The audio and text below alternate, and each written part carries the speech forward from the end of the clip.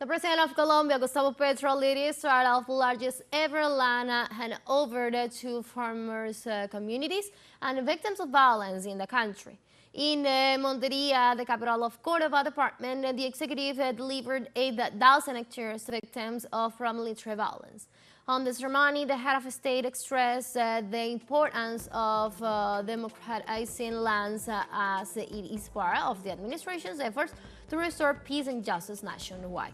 The director of the Unit for Victims explains the significance of this process initiative by the progressive government.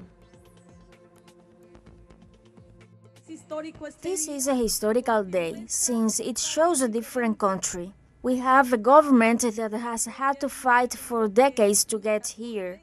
In addition, there are some victims who became social leaders, women and men, who not only changed the face of the territory, but also a former paramilitary leader is now a manager of peace.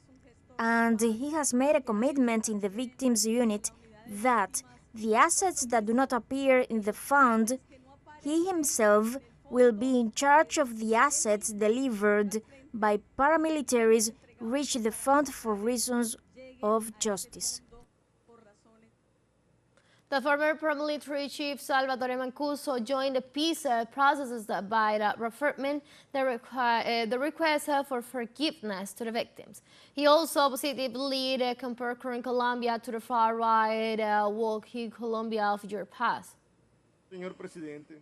I am committed to redeeming all the damage and pain that I caused you. We, Mr. President, restructured the Colombian countryside by means of different strategies, including a policy of land accumulation that became a de facto agrarian counter-reform, which is exactly what your government is doing today, delivering these lands to the farmers and the victims in Colombia. Thus, the countryside and rural communities are being dignified with these deliveries, as they have suffered the aftermath so.